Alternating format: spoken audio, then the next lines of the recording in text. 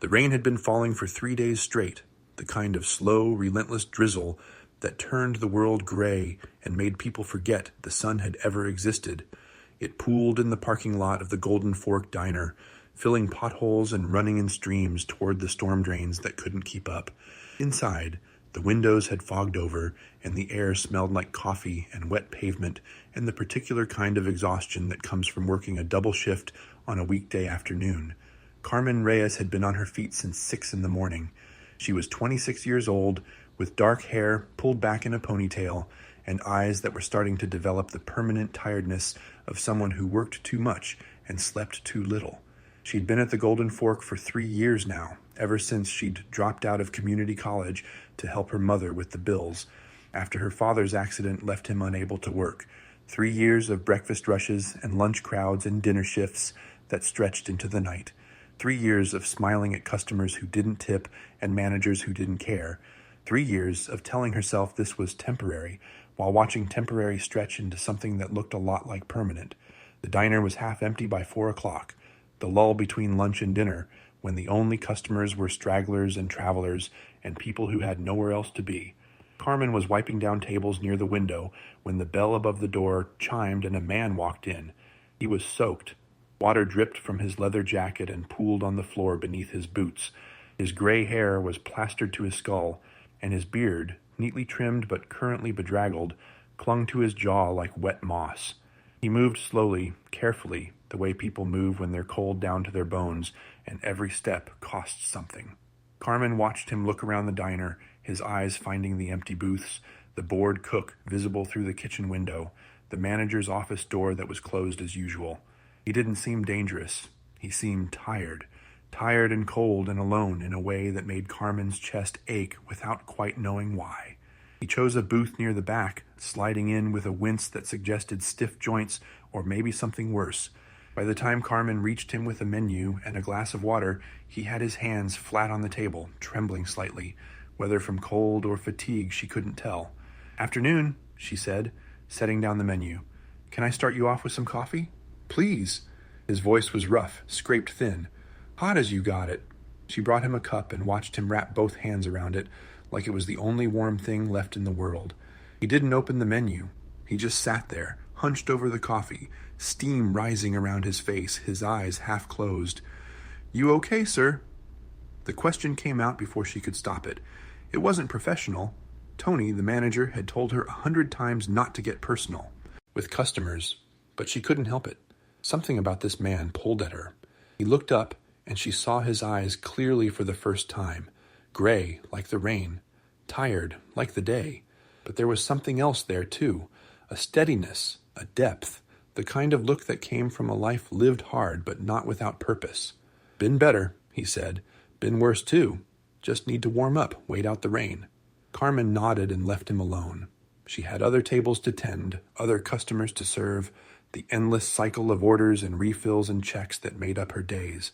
But she found herself glancing back at the man in the booth, watching him sit motionless over his coffee, watching the steam thin and disappear as the cup grew cold. Half an hour passed. The man didn't order food. He didn't ask for a refill. He just sat there, staring at nothing, his hands still wrapped around the empty cup. Carmen watched him reach for his wallet, open it, and stare at the contents with an expression she recognized. It was the expression of someone counting what they had and knowing it wasn't enough. She'd worn that expression herself plenty of times. At the grocery store, deciding between bread and milk. At the pharmacy, calculating whether she could afford her mother's medication this month. At the end of every shift, adding up tips that never quite covered the bills. The man closed his wallet and set it on the table. He didn't wave her over. He didn't ask for the check. He just sat there, and Carmen understood. He'd come in for warmth, not food, because warmth was all he could afford. She made a decision. The kitchen was quiet, the cook scrolling through his phone, while the grill cooled between rushes. Carmen grabbed a plate and loaded it herself. A burger, fries, a side of coleslaw from the container in the walk-in. She added a bowl of soup, the chicken noodle they made fresh every morning, and set the whole thing on a tray. "What are you doing?" The cook, a heavy-set man named Eddie, looked up from his phone. "That's not on any ticket." "I know." Carmen didn't slow down. "It's on me." She carried the tray to the man's booth and set it down in front of him. He looked at the food, then at her, confusion flickering across his weathered face. "I didn't order this." "I know." Carmen refilled his coffee from the pot she'd brought. "Consider it a gift. You look like you could use a hot meal." "Ma'am, I can't pay for this." "I didn't ask you to." She smiled, the kind of smile that cost nothing and meant everything. "Just eat. Warm up. The rain's supposed to stop by tonight." He stared at her for a long moment, and she saw something shift in his expression, the hard shell of a man who'd learned not to expect kindness cracking open, just a little, to let the light in. "Thank you," he said. His voice was rough. "I don't know how to—" "You don't have to know. Just eat." She walked away before he could say anything else, before the emotion building in her chest could spill over into something unprofessional. She had tables to clear and customers to serve, and a shift that wouldn't end for another 4 hours. She couldn't afford to stand around getting sentimental, but she couldn't help glancing back, watching the man pick up the spoon and start on the soup, his shoulders relaxing for the first time since he'd walked through the door. She didn't see Tony step out of his office. She didn't see him watch her set down the plate, didn't see him observe the exchange, didn't see the expression that settled on his face, the cold, calculating look of a man who valued profit over people and had never understood why anyone would choose differently. What she saw, 10 minutes later, was Tony standing at the end of her section with his arms crossed and his jaw tight. "Carmen, my office, now." The office was small and cluttered, the walls covered with health inspection certificates and employee schedules and a motivational poster that said, "Excellence is not an act, but a habit." Tony sat behind his desk, a man in his early 40s with thinning hair and a permanent expression of disapproval. He'd owned the Golden Fork for 5 years, inherited it from his father-in-law, and ran it the way some people ran prisons, with rules, punishments, and the assumption that everyone was trying to steal from him. "You want to explain what I just saw?" he asked. Carmen stood in front of the desk, her hands clasped behind her back. "A customer needed help. I helped him. You gave away food, my food, without authorization, without payment, without even asking. He was hungry, Tony. He was cold and tired, and he didn't have money for a meal. You couldn't just do your job?" Tony leaned forward. "You couldn't just follow the rules, the same rules everyone else follows? We have policies, Carmen. We have procedures. If every waitress started giving away food to every sad story that walked through the door, I'd be out of business in a month. It was one meal. I was going to pay for it out of my tips." "That's not the point." Tony's voice hardened. "The point is, you made a decision without consulting me. You undermined my authority. You showed every other employee that rules don't matter if you feel sorry for someone." Carmen felt the anger rising in her chest, hot and sharp. He was a person, Tony, a human being who needed help. That should matter more than a $10 plate of food. Nothing matters more than the bottom line. That's something you've never understood. Tony stood and his face was cold. "You're fired, Carmen, effective immediately. Turn in your apron, collect your things, and get out." The words hit her like a physical blow. "Tony, please. I've been here 3 years. I've never missed a shift, never called in sick, never... And now you've stolen from me. That's how I see it. And that's how any court would see it if you try to fight this." He pointed at the door. "Out. Now." Carmen stood frozen, her mind racing. 3 years. 3 years of her life, gone in 10 minutes, because she'd given a hungry man a meal. She thought about her mother, about the bills, about the rent that was due in 2 weeks. She thought about the job applications she'd have to fill out, the interviews she'd have to endure, the weeks or months it might take to find something else. She thought about the man in the booth, eating his soup, not knowing what his meal had cost her. "Fine," she said. Her voice was steady, even though her hands were shaking. "I'll go." She walked out of the office, untied her apron, and set it on the counter. Eddie watched her from the kitchen, his face pale. The other waitress on duty, a girl named Kelsey who'd only been there 6 months, looked away, afraid of catching whatever Carmen had. Carmen collected her things from the break room, her jacket, her purse, the photograph of her parents she kept in her locker. She walked back through the diner, past the tables she'd served for 3 years, past the window where the rain was still falling, past the booth where the man sat finishing his meal. He looked up as she passed. Their eyes met, and something in his expression shifted. Recognition, maybe, or concern. "Everything okay?" he asked. Carmen stopped. She looked at him, this stranger she'd fed, this man who had cost her everything without meaning to, and she made another decision. She wouldn't burden him with her problems. She wouldn't make him feel guilty for something that wasn't his fault. She would walk out of this diner with her head high and figure out the rest later. "Everything's fine," she said. "Enjoy your meal." She pushed through the door and stepped into the rain. Behind her, the man called Shepard watched her go. He watched the door swing shut, watched her figure disappear into the gray afternoon, watched the rain swallow her whole. And then he looked at the plate of food in front of him and the coffee she'd refilled without being asked, and he understood. He'd been around long enough to recognize sacrifice when he saw it. He finished his meal slowly, thinking. When he was done, he left a 20 on the table, all the cash he had, and walked to the counter where a nervous young waitress was pretending to organize receipts. "The woman who served me," he said. "The one who just left. What happened?" Kelsey glanced toward the manager's office, her face tight with fear. I'm not supposed to. Please." His voice was gentle but firm. "I need to know." Kelsey hesitated. Then, in a whisper so low he had to lean in to hear it, "Tony fired her for giving you that food. He said she was stealing." Shepard nodded slowly. He looked at the office door, at the man visible through the small window, sitting at his desk with a satisfied expression. "Thank you," Shepard said. "You've been very helpful." He walked out into the rain, climbed onto his motorcycle, and rode away. But he didn't go far. He found a gas station a mile down the road, pulled under the awning, and made a phone call. The conversation was short, the instructions were clear, and 48 hours later, the entire Iron Horseman Motorcycle Club would walk through the doors of the Golden Fork Diner. But Tony didn't know that yet. He was still sitting in his office, congratulating himself on maintaining discipline. He had no idea what was coming. Carmen spent the first night on her mother's couch, staring at the ceiling and trying not to think about what came next. The apartment was small, 2 bedrooms, 1 bathroom, a kitchen that doubled as a living room, and it had been crowded even before Carmen had moved back in after her father's accident. Now, with her parents in one room and her younger brother Diego in the other, the couch was the only option. She'd slept there before, during the worst of her father's recovery, and she'd told herself then that it was temporary. That word again. Temporary.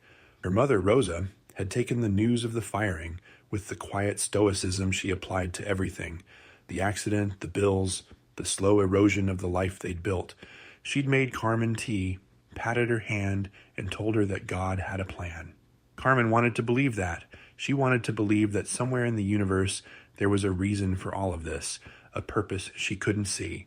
But at 2 a.m, lying on a couch that smelled like her father's cigars and her brother's dirty socks, Faith felt like a luxury she couldn't afford. She got up at dawn, before anyone else was awake, and started making calls. The job market was brutal. She'd known that in an abstract way, had seen the news stories, heard the statistics, but knowing it and living it were different things. Every restaurant in town was either fully staffed or not hiring. The few that agreed to interview her wanted references, and Carmen knew that Tony would poison any reference he gave. He was that kind of man, petty, vindictive, the kind who couldn't stand to lose, even when he'd already won. By Thursday afternoon, she'd applied to 14 places and heard back from none. Her savings, what little she had, would cover maybe 2 weeks of groceries if she stretched them. After that, she didn't know. She couldn't ask her parents for money. They had none to give. She couldn't ask Diego. He was 17 and still in high school, working part-time at a car wash for minimum wage. She was supposed to be the one who held things together, the responsible one, the one who made sure the rent got paid and the lights stayed on.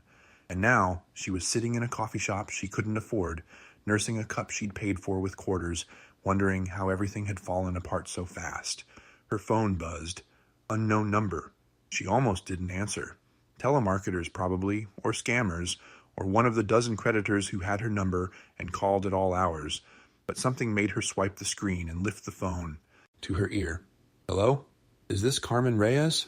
The voice was male, older, with a roughness she almost recognized. "Who's asking?" "My name is Shepard. You served me at the Golden Fork 2 days ago. You gave me a meal when I couldn't pay for one." Carmen's breath caught. She remembered him, the rain-soaked man with the gray eyes, the one who'd wrapped his hands around a coffee cup like it was the only warm thing left in the world. the one who'd cost her her job. "I remember," she said carefully. "How did you get this number?" "I have resources." A pause. "I also have information. I heard what happened after I left, that you were fired for helping me." Carmen closed her eyes. "It's not your fault. You didn't ask me to do it." "No, but you did it anyway, and you lost your job because of it." Another pause, longer this time. "I'd like to make that right, if you'll let me." "Make it right how?" "Come to the Golden Fork on Saturday, around noon. There's something I'd like you to see." Carmen frowned. "I can't go back there. Tony made it clear. Tony won't be a problem, not after Saturday." The voice carried a weight that made Carmen's skin prickle. "Trust me, Carmen. You're going to want to be there." The line went dead. Carmen sat in the coffee shop for a long time, staring at her phone, trying to make sense of what had just happened. A stranger she'd fed once was calling her, asking her to return to the place she'd been fired from, promising that her former boss wouldn't be a problem. It sounded crazy. It sounded like the setup for something dangerous or illegal or both, but something in his voice, that steadiness, that quiet certainty, made her want to believe him, made her want to trust that this wasn't just another door closing, but something else entirely. She went home and didn't tell anyone about the call. Friday passed in a blur of job applications and rejection emails and the slow, grinding anxiety of not knowing what came next. Carmen helped her mother with dinner, played video games with Diego, sat with her father, while he watched the evening news and complained about his physical therapy.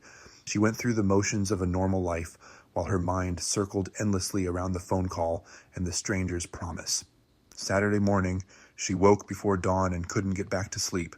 She showered, dressed, and told her mother she was going out to run errands. Rosa looked at her with the knowing eyes of a woman who had raised 3 children and could spot a lie from across the room, but she didn't press. She just kissed Carmen's cheek and told her to be careful. Carmen drove to the Golden Fork and parked across the street in the lot of a hardware store that had gone out of business 6 months ago. From there, she could see the diner's entrance, the parking lot, the sad little sign that flickered even in daylight. It was 11:30. The lunch rush would be starting soon, and she could see Kelsey through the window, moving between tables with the harried efficiency of someone working understaffed. She waited. At 11:45, she heard the engines. It started as a distant rumble, the kind of sound that could be mistaken for thunder or a passing truck. But it grew, swelling like a wave, until the air itself seemed to vibrate with it. Carmen leaned forward in her seat, her hands gripping the steering wheel, her eyes fixed on the road that led to the diner. They came around the corner in formation, motorcycles, dozens of them, then dozens more. They poured into the parking lot like a flood, chrome and black leather gleaming in the pale autumn sun. They filled every space, lined up along the curb, spilled onto the grass at the edge of the property. The engines roared in a chorus that rattled the windows of Carmen's car, and then, all at once, they stopped. The silence that followed was almost deafening. Carmen counted without meaning to. 50, 70, 100. More than 100 motorcycles, more than 100 riders, all of them dismounting and removing helmets and gathering in the parking lot of the Golden Fork Diner like an army assembling for battle. At the front of the formation, one man stood apart from the rest. Gray beard, weathered face, eyes like slate. Shepard. He looked across the street directly at Carmen's car and raised a hand. She got out without thinking, her legs carrying her across the pavement before her mind could catch up. The crowd of bikers parted as she approached, creating a path that led straight to Shepard. She walked it in a daze, aware of the eyes on her, aware of the silence, aware of everything and nothing at the same time. "You came," Shepard said. "You asked me to." Carmen looked at the riders, at the motorcycles, at the diner where she'd spent 3 years of her life. What is all this? Justice. Shepard turned toward the diner, and his voice carried across the crowd. "These are my brothers. Iron horsemen from 6 chapters across 4 states. They came because I told them what you did for me. They came because that kind of kindness deserves to be honored, not punished." He started walking toward the diner entrance, and the crowd moved with him, a river of leather and chrome flowing toward the glass doors. Carmen followed, pulled along by the current, her heart pounding so hard she could feel it in her throat. The bell above the door chimed as Shepard pushed it open. Inside, the diner had frozen. Customers sat motionless over their plates. Kelsey stood behind the counter, a coffee pot in her hand, her face pale. Eddie had emerged from the kitchen, his apron stained with grease, his expression caught between confusion and fear, and in the doorway of his office Tony stood watching, his face the color of old paper. Shepard walked to the center of the room and stopped. The other bikers filed in behind him, filling every booth, lining every wall, until the Golden Fork was packed with more customers than it had ever held in its history. "Mr. Tony," Shepard said. His voice was quiet, but it filled the room. "I believe we have some business to discuss." Tony's mouth opened and closed twice before any sound came out. He looked like a man who had woken up in a nightmare and couldn't figure out how to escape. His eyes darted from Shepard to the bikers to the door, calculating odds that had already been calculated for him. "I don't know what this is about," he said, his voice pitched higher than usual. "But you can't just come in here and... can't we?" Shepard took a step forward and Tony took a step back. "Seems like we already did. Seems like we're here, 112 of us, ready to order lunch." He paused. "You do serve lunch, don't you?" Tony's jaw worked. "Of course we serve lunch, but this is... you can't..." "We can." Shepard turned to the nearest booth, where 3 bikers had already settled in. "What are you boys having?" "Burgers," one of them said. 3 burgers, 3 fries, 3 Cokes. You hear that?" Shepard looked at Tony. 3 burgers, 3 fries, 3 Cokes. That's paying customers, Mr. Tony, the kind you like." He gestured to the room. "And there's 109 more where that came from. All hungry, all paying, all very interested in the service at this establishment." Tony's face shifted from pale to flushed, confusion giving way to something that looked like hope. 112 customers. Even if they only ordered the cheapest items on the menu, that was more business than the Golden Fork saw in a week. His eyes flickered with the calculation, the dollar signs adding up behind his pupils. "Well," he said, straightening his tie with trembling fingers, "I suppose if you're here to eat..." "We're here to eat," Shepard confirmed, "but we're also here to talk about what happened on Thursday, about a waitress named Carmen who lost her job for showing kindness to a stranger." The hope in Tony's face curdled. "That's none of your business. You made it my business when you fired her for feeding me." Shepard's voice hardened, the easy charm dropping away to reveal something colder underneath. "I was that stranger, Mr. Tony. I was the man she helped. And I don't take kindly to people being punished for doing the right thing." Tony's eyes found Carmen, standing near the door, and his expression twisted into something ugly. You brought them here. This is harassment. This is... I'll call the police." "Go ahead." Shepard didn't move. "Call them. Tell them 100 paying customers showed up at your diner and you want them removed. See how that goes." The standoff stretched, seconds ticking by like hours. The diner was silent, except for the hum of the refrigerator and the distant sizzle of something forgotten on the grill. Every eye was fixed on Tony, waiting to see what he would do. He didn't call the police. "What do you want?" he asked finally, his voice deflated. Shepard reached into his jacket and pulled out a folded piece of paper. He crossed the room and set it on the counter, smoothing it flat with one calloused hand. "This is a letter of apology," he said. "You're going to sign it. It says you wrongfully terminated Carmen Reyes, that she was an exemplary employee, and that you regret your decision. It also says you're offering her job back, with a raise, effective immediately." Tony laughed, a short, disbelieving sound. "You're insane. I'm not signing that." "Then we have a problem." Shepard leaned against the counter, casual as a man discussing the weather. "See, my brothers and I have a lot of friends. Friends who like to eat out. Friends who leave reviews online. Friends who talk to health inspectors and licensing boards and anyone else who might be interested in how a business treats its employees." He paused. "We also have friends who are lawyers. Good ones.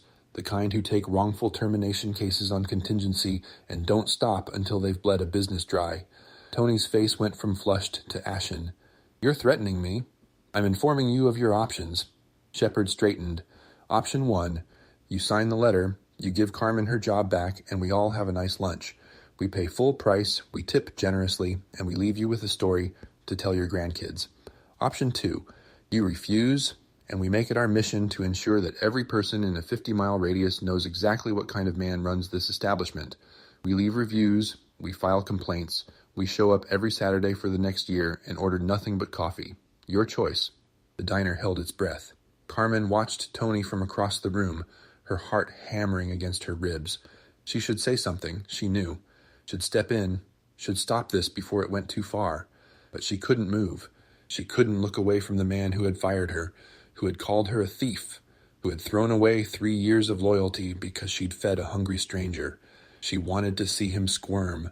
God help her, she wanted to see him break. Tony looked at the letter. He looked at Shepard. He looked at the 100+ bikers filling his diner, their faces impassive, their presence undeniable. He looked at Carmen, standing by the door with her arms wrapped around herself, and something in his expression shifted. Not remorse, exactly, but the recognition of a man who had been outmaneuvered. "Fine," he said. The word came out like it was being dragged over broken glass. "I'll sign it." Shepard produced a pen and held it out. Tony snatched it, scrawled his name across the bottom of the letter, and threw the pen on the counter. "There. Happy?" "Getting there." Shepard picked up the letter, examined the signature, and folded it carefully. He tucked it into his jacket and turned to Carmen. "Miss Reyes, your former employer has something he'd like to say to you." Carmen walked forward on legs that didn't feel like her own. She stopped a few feet from the counter, close enough to see the sweat beading on Tony's forehead, the vein pulsing in his temple. "Well?" Shepard prompted. Tony's jaw clenched. "I'm sorry," he said, the words barely audible, "for firing you. It was a mistake. And I'd like to offer you your job back, with a raise." Each word seemed to cost him something vital. "If you want it." Carmen looked at him, this man who had humiliated her, who had called her a thief in front of her co-workers, who had thrown her out like garbage because she dared to show compassion. She thought about the sleepless nights, the job applications, the fear that had wrapped around her chest and refused to let go. She thought about saying no, about telling him to take his job and his apology and shove them somewhere anatomically improbable. It would feel good, she knew. It would feel like justice. But then she thought about her mother and her father and Diego, and the rent that was due in 10 days. She thought about the bills piled on the kitchen table and the savings account that was nearly empty, and the reality that pride didn't pay for groceries. "I want it," she said, "but I have conditions." Tony's eyes narrowed. "Conditions?" "I want the raise in writing. I want a guarantee that I can't be fired without cause and documentation. And I want Kelsey to get a raise too. She's been working double shifts since you fired me, and she deserves better." Tony looked like he'd swallowed something sour. "That's not... Those are my conditions." Carmen's voice was steady now, stronger than it had been in days. "Take them or leave them." Shepard was smiling. It was a small smile, barely visible beneath his beard, but Carmen caught it. He nodded at her once, a gesture of approval that warmed something in her chest. Tony looked at the bikers. He looked at Carmen. He looked at the letter in Shepard's jacket, the promise of consequences if he refused. "Fine," he said again. "Fine. You win." Carmen didn't feel like she'd won. She felt tired and relieved, and something else she couldn't quite name, a loosening of the knot that had lived in her stomach since Thursday afternoon. She nodded at Tony, not trusting herself to speak, and stepped back. Shepard clapped his hands together, the sound sharp in the quiet room. "Excellent. Now that business is settled, let's eat." He turned to the room full of bikers. "All right, brothers, you heard the man. Full menu, full prices, and don't forget to tip your waitress." The diner erupted into motion. Orders were shouted, menus were grabbed, conversations broke out in every corner. Eddie disappeared into the kitchen, his face a mask of bewildered determination. Kelsey scrambled to keep up, her order pad filling faster than she could write. Carmen stood in the middle of it all, watching the chaos unfold, trying to process what had just happened. A hand touched her shoulder, and she turned to find Shepard beside her. "You did good," he said quietly. "Standing up. For yourself. Asking for what you deserved. I didn't do anything. You did all of this. I showed up. You did the rest." He looked at her with those gray eyes, steady and kind. "That's how it works, Carmen. Kindness opens doors, but you still have to walk through them." He pressed something into her hand, a card, white with a phone number and a logo she didn't recognize, a horseman carrying a shepherd's crook. "If you ever need anything," he said, "anything at all, you call that number." Before she could respond, he was gone, moving through the crowd to settle into a booth near the window. Carmen looked down at the card in her hand, then at the diner full of bikers, then at Tony retreating to his office with his tail between his legs. She tucked the card into her pocket and went to find an apron. She had tables to serve. The lunch rush lasted 3 hours. Carmen had never worked a shift like it. Every table was full, every booth was packed, and the orders came so fast that Eddie had to call in his nephew to help in the kitchen. The bikers were polite, patient, and unfailingly generous. They said please and thank you. They didn't complain when the food took longer than usual, and they tipped like they were trying to make a point, which, Carmen realized, they probably were. By the time the last plate was cleared and the last check was paid, Carmen had made more in tips than she usually made in 2 weeks. Her feet ached, her back screamed, and her cheeks hurt from smiling, but she didn't care. She felt alive in a way she hadn't felt in months, maybe years, like something that had been sleeping inside her had finally woken up. The bikers left in waves, their engines roaring to life in the parking lot, their raised hands and nodded farewells, a strange kind of benediction. Shepard was one of the last to go. He stopped at the register, where Carmen was counting receipts, and set a $100 bill on the counter. "That's too much," she said. "Your meal was $12. The rest is for the inconvenience." His eyes crinkled at the corners. "And for the show. I haven't seen a man that's scared since '98. Carmen laughed before she could stop herself. "What happened in '98? Long story. Involves a bull, a broken fence, and my ex-brother-in-law's prize-winning petunias." He shook his head. "Another time, maybe." He started toward the door, then paused and turned back. "Carmen, what you did on Thursday, feeding me when you knew you couldn't afford to, that wasn't just kindness. That was courage. The world doesn't reward that as often as it should, but today it did." He held her gaze. "Don't forget what that feels like, and don't let anyone make you believe it was wrong." He walked out into the afternoon sun, and a moment later she heard his motorcycle rumble to life and fade into the distance. Carmen stood at the register for a long time, the $100 bill in her hand, trying to find words for what she felt. She couldn't. Some things were too big for language. They just had to be lived.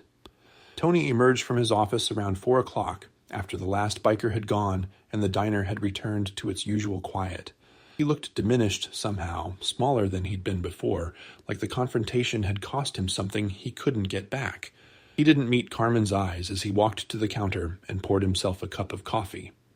"I meant what I said," he muttered, "about the job, the raise." "I know." Carmen kept her voice neutral. "I expect the paperwork by Monday." He nodded, still not looking at her. "I didn't—" He stopped, started again. "What I said on Thursday about you stealing, that was—" He trailed off. "Wrong?" Carmen supplied. "Harsh." He took a sip of his coffee. "This is my father-in-law's business. He built it from nothing. I've been trying to keep it alive, and sometimes that means making hard decisions.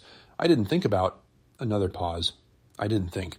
It wasn't an apology, not really, but it was more than Carmen had expected, and she found that her anger, which had burned so hot for 2 days, was starting to cool. Not disappear. She didn't think it would ever fully disappear, but settle into something manageable, something she could carry without being consumed by it. "I'm not going to forget what happened," she said, "but I'm willing to move forward, if you are." Tony looked at her for the first time since Thursday. His eyes were tired, the eyes of a man who had been running on fear and pride for too long and had finally hit a wall. "I am," he said. They shook hands. It was awkward, formal, nothing like the easy rapport Carmen had with the regulars or the warmth she felt with Kelsey and Eddie. But it was a start, and sometimes a start was all you could ask for. The next few weeks passed in a blur of normalcy. Carmen worked her shifts, collected her tips, and adjusted to the strange new reality of being the waitress who had brought 100 bikers to the Golden Fork. The story had spread, of course. Nothing stayed secret in a small town, and she found herself fielding questions from customers, co-workers, even strangers on the street. She answered them as briefly as she could, deflecting the attention she didn't want, holding close the parts of the story that felt too personal to share. The raise came through as promised, an extra $2 an hour, plus a guarantee of 40 hours a week. Kelsey got her raise too, and Eddie was promoted to head cook with a corresponding bump in pay. Tony, for all his faults, kept his word. Carmen wasn't sure if it was honor or fear that motivated him, but she didn't particularly care. The result was the same. She called her mother on a Sunday afternoon, 3 weeks after the incident, and told her everything. Rosa listened in silence, her breath catching only once, when Carmen described Shepard's army filing through the diner doors, and when Carmen finished, there was a long pause. "Mija," Rosa said finally, "you did a good thing, a brave thing. I'm proud of you." "I just gave a man some food, Mama. It wasn't that big a deal. It was a big deal to him, and it was a big deal to you, or you wouldn't have risked your job for it." Rosa's voice was firm. "Don't diminish what you did. The world needs more people who help strangers, not fewer. You be proud of who you are." Carmen felt her eyes sting. "I am, Mama. I'm trying to be." "Good. Now come for dinner on Sunday. Your father wants to hear the story, and you know how he gets when he thinks he's missing out." Carmen laughed and promised she'd be there. She hung up and sat in the quiet of her apartment. She'd moved out of her parents' place the week before into a studio she could finally afford, and thought about everything that had happened. The rain, the stranger, the meal that had cost her everything and then given it back. The bikers who had shown up like an army of guardian angels demanding justice for a woman they'd never met. The card in her pocket that she still carried everywhere, a talisman against the uncertainty of the world. She pulled it out and looked at it. Iron Horseman MC, a phone number, a horseman carrying a shepherd's crook. She hadn't called the number. She didn't know if she ever would. But knowing it was there, knowing that somewhere out in the world there were people who would show up for her if she needed them, changed something fundamental in the way she moved through her days. She felt less alone, less afraid, more willing to take risks, to help strangers, to believe that kindness wasn't just a weakness the world would punish. That was Shepard's gift, she realized. Not the confrontation with Tony, not the job or the raise or the $100 tip. It was the knowledge that she wasn't fighting alone, that there were others out there, strangers and friends alike, who believed in the same things she did and were willing to stand up for them. She tucked the card back into her pocket and went to get ready for work. The Golden Fork was waiting, and she had tables to serve. 2 years later, on a rainy Thursday afternoon that felt like an echo of another day, Carmen Reyes stood behind the counter of her own restaurant and watched the water stream down the windows. The place was called Second Chances. It was small, just 12 tables and a counter with 8 stools, but it was hers. Every tile, every light fixture, every coffee cup, with the little logo she'd designed herself. She'd bought it 6 months ago, with savings and a small business loan and a larger loan from someone she'd never expected to hear from again. Shepard had called on a Tuesday, out of the blue, his voice the same low rumble she remembered from the Golden Fork. "Heard you were looking to open your own place," he'd said. "Need investors?" She'd tried to refuse, had argued that she couldn't accept that kind of help, that she needed to do this on her own, that she didn't want charity.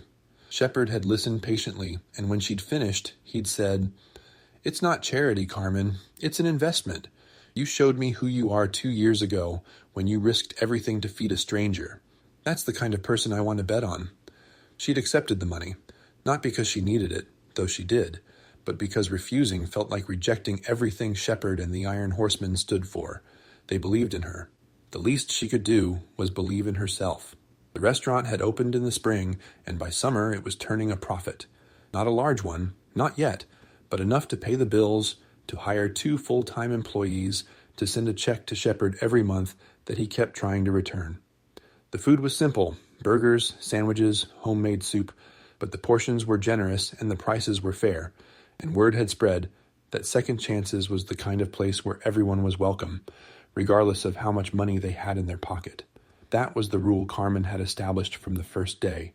No one left hungry. If someone couldn't pay, they ate anyway. If someone was down on their luck, they got a meal and a cup of coffee and the dignity of being treated like a human being. She'd started a tab for those meals, a running total she called the kindness account, and every month she was amazed by how many customers contributed to it without being asked. $5 here, $10 there, sometimes more. The account had never run dry.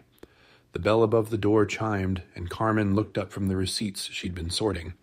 A woman stood in the entrance, rain dripping from her coat, a look on her face that Carmen recognized instantly. Exhaustion. Desperation. The particular kind of fear that comes from not knowing where your next meal will come from, or where you'll sleep tonight. Carmen set down the receipts and walked around the counter. "Come in," she said. "Sit anywhere you like." The woman hesitated. I can't. You don't have to explain." Carmen guided her to a booth near the window, the same spot where she always seated people who looked like they needed a soft landing. "Just sit. Warm up. I'll bring you some coffee." She went to the kitchen and made a plate. A burger, fries, a bowl of the chicken noodle soup she'd learned to make from her mother's recipe. She added a slice of pie, because the woman looked like she could use something sweet, and carried it all to the booth on a tray. The woman stared at the food like it might disappear if she blinked. "I told you I can't pay," she whispered. "I know." Carmen set the plate down and slid into the seat across from her. "This is on the house. No strings, no catch. Just eat." The woman's eyes filled with tears. "Why would you do this? You don't even know me." Carmen smiled. It was the same smile she'd given Shepard 2 years ago, in a diner on a rainy afternoon, before everything changed. "Someone did it for me. Once," she said. "When I had nothing, when I was desperate, someone showed me kindness, and it changed my life. Now I try to do the same for others." She reached across the table and squeezed the woman's hand. "That's how it works. You pass it on. Someday, when you're in a position to help someone else, you will. And the chain keeps going." The woman picked up her fork with trembling hands and took a bite of the burger. Her eyes closed, and something in her face shifted, the tension loosening, the fear receding, just a little. Carmen left her to eat in peace. She went back to the counter and picked up her receipts, but her mind was elsewhere. She was thinking about the day Shepard had walked into the Golden Fork, soaked and exhausted and alone. She was thinking about the meal she'd given him, the job she'd lost, the army of bikers who had shown up to set things right. She was thinking about all the small moments of kindness that had led her here, to this place she'd built, to this life she'd never imagined. The bell chimed again, and she looked up. A man stood in the doorway, gray beard, slate-colored eyes, leather jacket dark with rain. He looked older than he had 2 years ago, more lines around his eyes, more silver in his hair, but his presence was the same, steady, certain, the kind of presence that filled a room without trying. Shepard. He walked to the counter and sat on one of the stools, exactly where he'd sat the first time they met. "Nice place," he said, looking around. "You've done good, Carmen." "I had help." She poured him a cup of coffee without asking. "What brings you here?" "Passing through. Thought I'd stop in, see how you were doing." He wrapped his hands around the mug, and she saw the years in his knuckles, the wear of the road in his skin. "Heard you've been taking care of people. Heard the kindness account is the worst-kept secret in town." Carmen shrugged. "Just trying to pay it forward. That's all any of us can do." Shepard took a sip of his coffee. "You remember what I told you, that day at the Golden Fork, about kindness opening doors?" "I remember. You walked through a lot of doors since then, built something real, something that matters." He set down the mug and looked at her, his gray eyes warm. "I'm proud of you, Carmen. Not many people take a second chance and turn it into something that gives other people second chances too." Carmen felt her throat tighten. "I couldn't have done it without you." "Sure you could have. Would have taken longer, maybe. Would have been harder. But you would have done it." He smiled, and the hardness in his face softened. "That's who you are.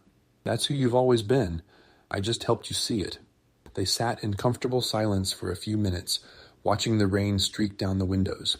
The woman in the booth had finished her meal and was sitting with her hands wrapped around a cup of coffee, staring out at the gray afternoon with an expression that was no longer desperate. It was something else now, something that looked like hope. "You staying for lunch?" Carmen asked. "Can't. Got a long ride ahead." Shepard stood and reached for his wallet, but Carmen held up a hand. "On the house, for old time's sake." He looked at her for a moment, then nodded. "All right, but next time I'm paying double." "Next time," Carmen agreed. He walked to the door, then paused with his hand on the handle. "Keep doing what you're doing," he said. "The world needs more places like this, more people like you." He glanced at the woman in the booth, then back at Carmen. "Every meal you give away, every person you help, it matters. It all matters." "I know," Carmen said. "You taught me that." Shepard smiled one last time, pushed through the door, and disappeared into the rain. A moment later, she heard his motorcycle rumble to life, and then he was gone, the sound of his engine fading into the gray until there was nothing left but the patter of rain on glass. Carmen stood at the counter, looking out at the empty parking space where his bike had been. The woman from the booth appeared beside her, her empty plate in her hands. "Thank you," she said. Her voice was stronger now, steadier. "I don't know how to repay you." Carmen took the plate and smiled. "You don't repay me," she said. "You pass it on. That's the deal. Someday, when you're back on your feet, you help someone else. And they help someone else. And it keeps going, on and on, until the world's a little bit better than it was before. The woman nodded slowly, like she was hearing something she needed to hear. I will, she said. I promise. She walked out into the rain and Carmen watched her go. Then she turned back to the counter, picked up a rag, and started wiping down the surface. There would be more customers soon. The dinner crowd, the regulars, the strangers passing through who needed a warm meal and a kind word. There would be more chances to help, more doors to open, more moments of grace that rippled outward in ways she would never see. That was the lesson Shepard had taught her, the lesson she tried to live every day. Kindness wasn't a transaction. It wasn't a favor to be repaid or a debt to be settled. It was a seed, planted in the soil of the world, growing in directions you couldn't predict, blooming in places you'd never visit. All you had to do was plant it. Carmen looked around her restaurant, the tables she'd chosen, the walls she'd painted, the sign above the door that said second chances, and felt a warmth spread through her chest that had nothing to do with the coffee. This was her life now. This was her purpose. And it had all started with a meal she couldn't afford to give, given anyway, on a rainy Thursday afternoon to a stranger who turned out to be family. The bell above the door chimed.